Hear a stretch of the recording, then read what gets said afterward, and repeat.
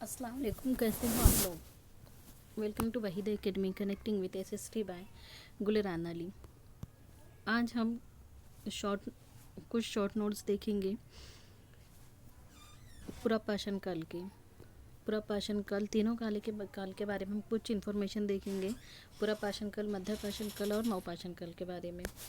सबसे पहले हम देखेंगे पुरपाषाण काल का टाइम पीरियड क्या है। पुरपाषाण काल का टाइम पीरियड 20 लाख साल पहले से 12,000 साल तक का टाइमिंग है।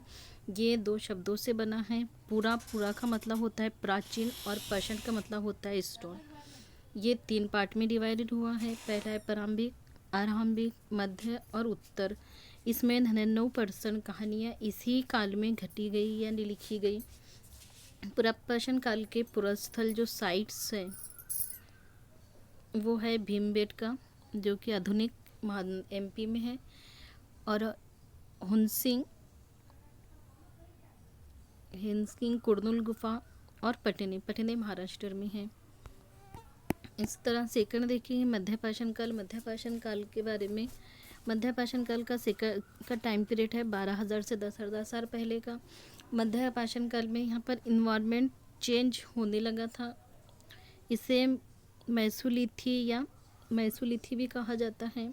इस काल में आमतौर पर औजार बहुत छोटे होते थे। इसे मैक्रोलिथी भी कहा जाता है। छोटे छोटे औजार यहाँ पे बनने लगे थे। इन्हें मैक्रोलिथी या लघुपाषाण भी कहा जाता है। इनके औजारों में हड्डियों से बने होते थे, लकड़ियों के मुट्ठे लगे होते थे।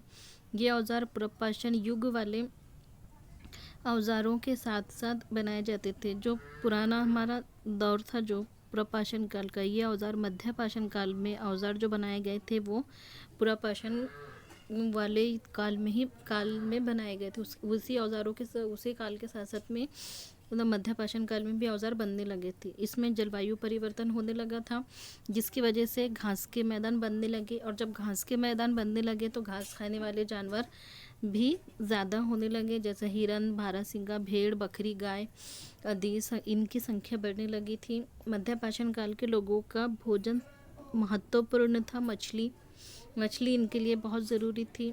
मध्यपाषाण काल के पुरस्थल है ब्रह्मगिरी, आदिचनारूर, अखेटा, खादे, संग्रा। ये तीनों भी इसके पुरस्थल है, साइट्स है। लास्ट न्यूलिथिक पीरियड, या हम इस नवपाषाण काल भी कहेंगे। नवपाषाण काल का टाइम पीरियड 10,000 साल पहले से अब तक। सबसे पहले इसमें कुत्ते को पालतू जानवर बनाया गया। धीरे धीरे इसमें जानवरों को पालने लगे थे।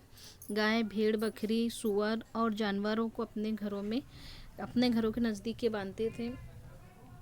इसमें सबसे मशहूर जगह में से एक जाताल हायुक तुर्की में है। यहाँ से कुछ चीज़ें लाई गई थी जिनका उपयोग किया गया या यूज़ किया जाता था। जैसे सीरिया से भारत आए थे चकमक पत्थर। सीरिया से चकमक पत्थर को लाया गया। लाल सागर से कौड़ियाँ आई। भूमध्य सागर से सीपियाँ आई। इस तरह पत्थर के औजार काफ़ी छोटे और तेज़ होते थे, और धातुओं के हथियारों में इसका यूज़ होने लगा था। नवपाषाण के पुरस्थल थे बुर्जहोम, कोल्हिडेवा, महागढ़, हल्लूर, दौजली, हेडिंग, पयमपल्ली, मेहरगढ़। ये थी कुछ शॉर्ट नोट्स इसमें से क्वेश्चन अक्सर पूछा ही जाता है, तीनों भी काल में से। वीडियो पसंद आए तो लाइक एंड सब्सक्राइब करना ना भूलिए, शेयर करना ना भूलिए। अगर से आपको कोर्स ज्वाइन करना है तो आप ईमेल आईडी पर मेल कर सकते हैं। Thank you so much. जज़ाकल्लाह।